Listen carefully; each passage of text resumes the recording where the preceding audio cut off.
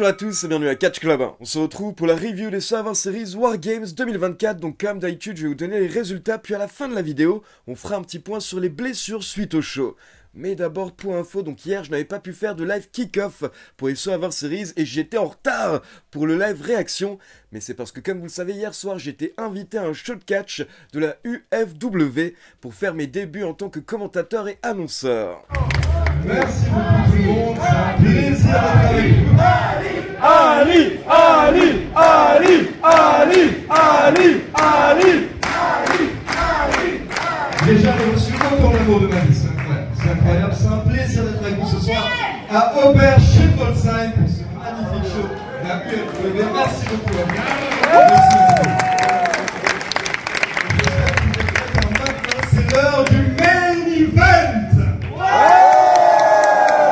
Et donc un grand merci à toute l'équipe de la UFW pour cette magnifique soirée et un énorme merci à toute la foule car honnêtement, je ne m'attendais pas à cet accueil et j'ai été très touché. Et donc c'est parti, on passe au résultat. Je rappelle qu'il y avait 5 matchs hier soir sur la carte et on a démarré avec le War Games féminin, donc les deux équipes font leur entrée et on peut noter que Mamie avait un masque spécial customisé en mode démon hier soir qui était méga classe.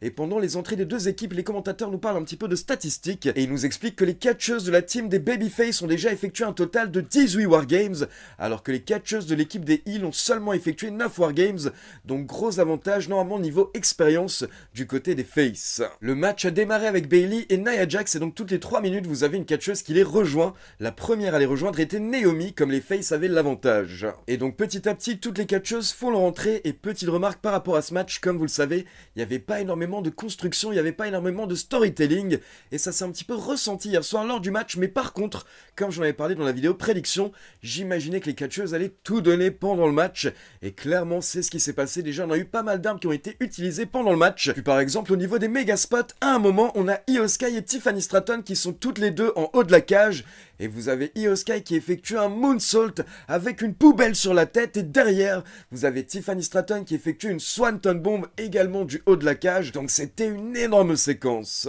Et pour info, les deux dernières catcheuses à faire leur entrée étaient Mamie et Liv Morgan. Mamie qui était méga motivée, qui avait donc un masque en mode démon avec des cornes, donc elle n'a pas hésité à l'utiliser pour justement mettre des coups de tête avec les cornes. Puis derrière, quand Liv Morgan devait faire son entrée, elle avait peur en fait de se retrouver dans le ring avec Mamie, donc là elle repart en coulisses. Puis elle revient mais avec une batte de baseball. Puis quelques instants plus tard, après les deux méga sauts, on a eu quelque chose que beaucoup de personnes attendaient hier soir. Car on a Tiffany Stratton qui se dirige vers une poubelle dans le ring. Et là, elle sort sa mallette Money in the Bank.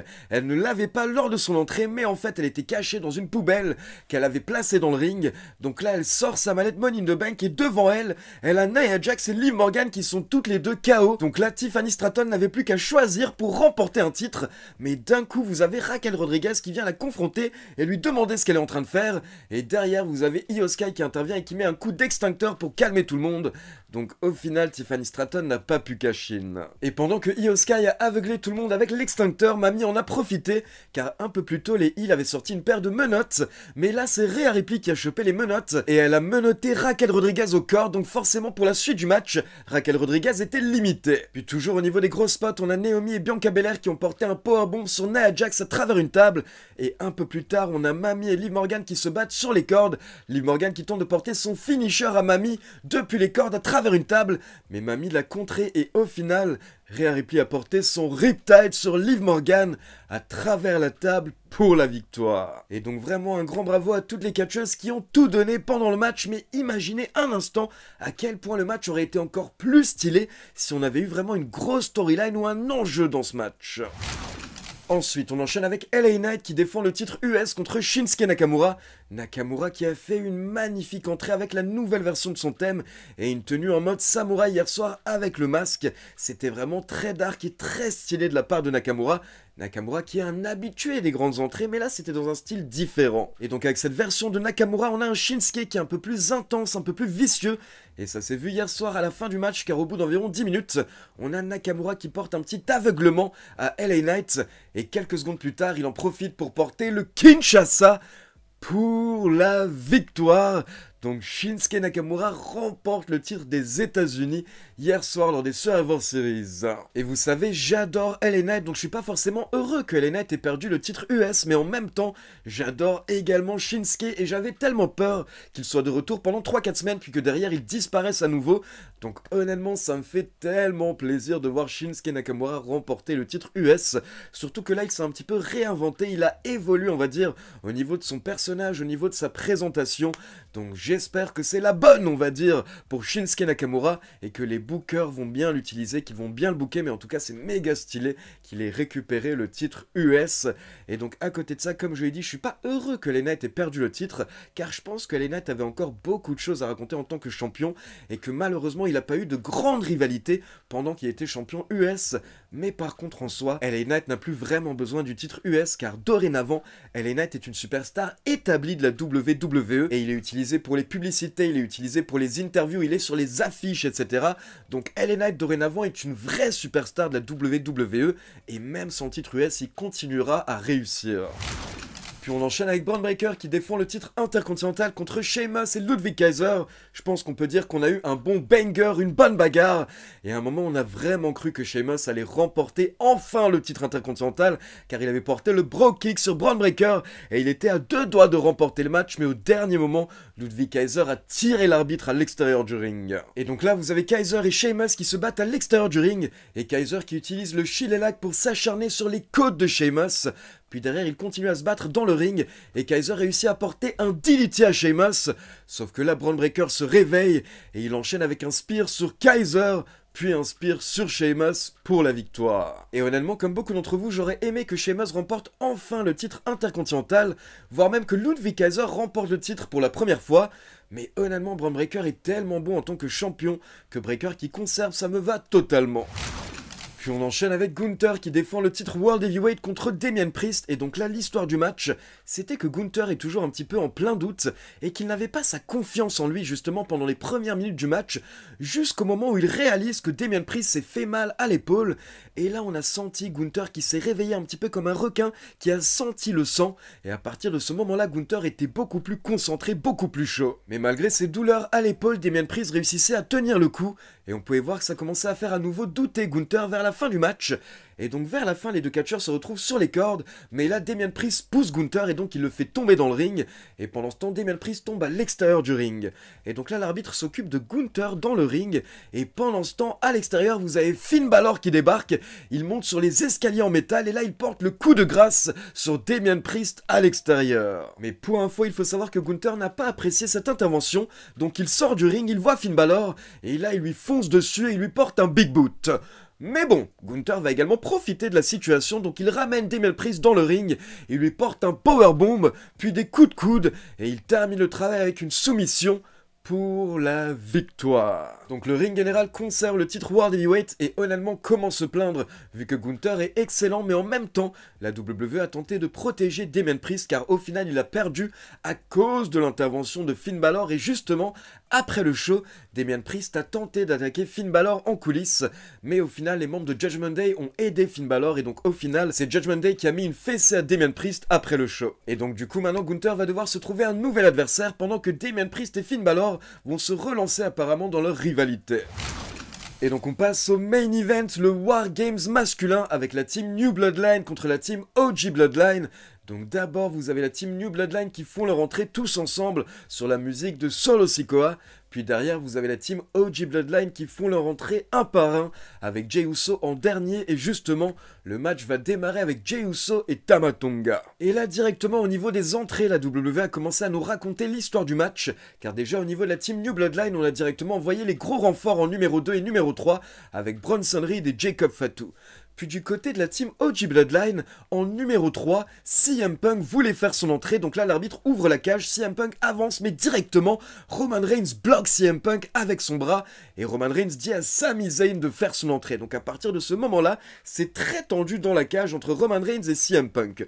Puis quelques minutes plus tard, quand c'est au tour du 4e membre de la team OG Bloodline de faire son entrée, l'arbitre ouvre la cage, et là Roman Reigns se prépare à sortir, mais au dernier moment, CM Punk le coupe, et CM CM Punk fait son entrée. Donc cette fois-ci, forcément, c'est CM Punk qui a énervé Roman Reigns. Et du coup, c'était très tendu entre les deux dès le début du match. Et ça va être un petit peu le fil rouge de ce match hier soir, les tensions entre Roman Reigns et CM Punk. Donc tous les catcheurs font leur entrée petit à petit. Et Solo Sikoa est le dernier membre de la team New Bloodline à faire son entrée. Donc là, il monte dans le ring et il cadenasse la porte, ce qui fait que Roman Reigns ne peut pas entrer par la porte. Mais du coup, Roman Reigns va entrer en passant par-dessus la cage un peu plus tard. Donc Roman Reigns entre enfin dans la cage et là, il met une fessée à tous les membres de la New Bloodline. Puis il va relever les membres de la OG Bloodline, donc Jimmy, Jay, Sami, mais pas CM Punk. Donc les choses ne se passent pas bien entre Roman Reigns et CM Punk, mais du coup, vous avez Paul Heyman qui fait son entrée car pour le moment, on ne l'avait pas encore vu. Paul Heyman fait son entrée, il court vers le ring, il se rapproche de la cage, et là il gueule, il dit à Roman Reigns et CM Punk que là ils sont dans le War Games, et depuis avant Solo Sikoa a l'avantage, donc il faut qu'ils travaillent ensemble pour pouvoir remporter le match. Et donc là c'est parti, tous les catcheurs sont dans le ring, 5 contre 5, on a une grosse phase des babyface, avec Roman Reigns et CM Punk qui sont en train de dominer dans le ring de droite, et CM Punk prend Jacob Fatu sur ses épaules pour porter le GTS, et pendant ce temps vous avez Roman Reigns qui veut porter un spear à Solo Sikoa, sauf que Solo Sikoa esquive et du coup Roman Reigns porte un spear à CM Punk. Donc c'est de pire en pire pour la team OG Bloodline et là vous avez la New Bloodline qui reprend l'avantage, Jacob Fatu qui est lancé. D'ailleurs il a eu beaucoup de grosses phases hier soir pendant le match, encore une fois il était tellement impressionnant. Et là on a Jacob Fatu qui tente un moonsault, mais il retombe sur la jambe, il a pas l'air bien. Et à partir de ce moment-là, Jacob Fatu a vendu une blessure à la jambe, ce qui fait qu'on s'est méga inquiété hier soir, mais pour info, un journaliste de Fightful a confirmé que Jacob Fatu n'est pas blessé, il a simplement méga vendu pendant toute la fin du match. Et donc quelques instants plus tard, vous avez la New Bloodline qui place Roman Reigns sur une table, et là vous avez Bronson Reed qui monte en haut de la cage pour porter son Tsunami Splash, sauf qu'au dernier moment, quand Bronson Reed saute, vous avez CM Punk qui se relève, et c'est CM Punk qui sauve Roman Reigns en le tirant de la table, et du coup Bronson Reed s'explose à travers la table. Donc malgré le fait que Roman Reigns venait de porter un spear à CM Punk il y a quelques instants, CM Punk a tout de même aidé son coéquipier au bon moment, et là vous avez Roman Reigns qui est un petit peu choqué, qui est un petit peu étonné, mais au final il se dirige vers Punk, et il l'aide à se relever, et à partir de ce moment-là, les choses se sont bien passées, ou mieux passées on va dire, entre le OTC et CM Punk. Et donc après plusieurs minutes de grosses bagarres, vous avez la team OG Bloodline qui prend l'avantage,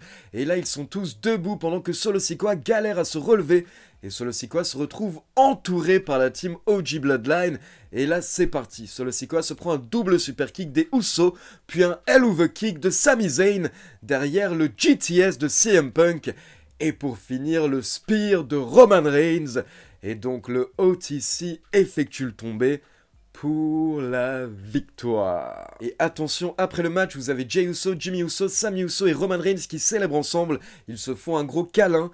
Puis vous avez les Uso et Sami Zayn qui vont célébrer avec CM Punk. Ils se font également un câlin.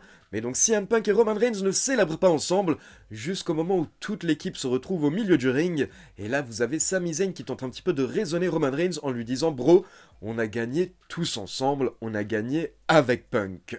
Et donc là, Roman Reigns réfléchit pendant un instant, puis il tend sa main à CM Punk, et CM Punk serre la main de Roman Reigns. C'était un beau moment, on a eu le droit à une belle pop de la part de la foule. Et donc là, le show se termine avec la OG Bloodline et CM Punk qui célèbrent ensemble. Et on peut voir Paul Heyman qui est derrière et qui est tellement ravi de voir ses deux protégés, de voir Roman Reigns et CM Punk sur la même longueur d'onde. Et à la fin, il me semble qu'on peut également voir Roman Reigns qui dit à CM Punk une faveur, car pour rappel, donc dorénavant, CM Punk peut demander une faveur, la faveur qu'il souhaite aux Wise Men. Et un détail important également à la fin du show, pendant que la team OG Bloodline était en train de célébrer, Michael Cole a souligné que oui, la team OG Bloodline a remporté le match, mais par contre, Solo Sikoa est toujours le chef tribal, et Solo Sikoa a toujours le Hula Fala. Donc clairement, ce n'est pas terminé, et j'imagine qu'on aura potentiellement d'autres matchs, bien entendu, OG Bloodline contre New Bloodline, ou voire même tout simplement un Roman Reigns contre Solo pour le Hula Fala prochainement. Et maintenant que les Survivor Series sont passés, j'ose espérer également que The Rock sera bientôt de retour pour se mêler à cette histoire. Et donc petit point sur les blessures, donc d'abord comme je viens de vous le dire, Jacob Fatu n'est pas blessé, il a simplement très bien vendu hier soir lors du match, mais par contre, Bronson Reed serait potentiellement blessé suite à son méga tsunami du haut de la cage et d'après Fightful, il s'est fait mal à une voire aux deux chevilles, donc il va sûrement devoir passer des examens pour connaître la gravité de ses blessures. On espère que c'est rien de grave pour Bronson Reed et à côté de ça, lors de la conférence de presse post-show, Jey Uso a confirmé que Jimmy Uso s'est cassé un orteil quand il a porté un Uso Splash à travers une table pendant le match. Et personnellement, je dois avouer que j'ai vraiment apprécié le War Games match masculin. Je trouve que les choses ont été très bien racontées pendant le match, notamment entre Roman Reigns et CM Punk qui était vraiment le fil rouge du match. Et au départ, on n'était pas forcément emballé, on va dire, par le fait d'ajouter CM Punk à ce match, mais au final, je trouve que c'était tout de même un bon choix de la part de la WWE, et il nous a raconté une histoire intéressante, et surtout, il peut se passer beaucoup de choses maintenant derrière avec cette faveur de la part de CM Punk, et peut-être qu'un jour on aura un Roman Reigns contre CM Punk dans quelques mois ou dans quelques années. Maintenant, j'ai hâte de voir la suite par rapport à la Bloodline, par rapport à Roman Reigns qui a déclaré dans plusieurs interviews ces derniers jours qu'il pense que la Bloodline a encore beaucoup de choses à raconter, et honnêtement, moi je suis chaud, moi je suis présent pour voir toute la suite de cette histoire, car cette storyline est tellement passionnante. Donc voilà, c'est tout pour la review des Survivor Series War Games. Maintenant, comme d'habitude, c'est à vous. N'hésitez pas à me laisser vos avis dans les commentaires, et comme d'habitude, n'oubliez pas de liker la vidéo, de vous abonner à la chaîne et de cliquer sur la petite cloche pour être informé de la sortie des prochaines vidéos. Ciao tout le monde!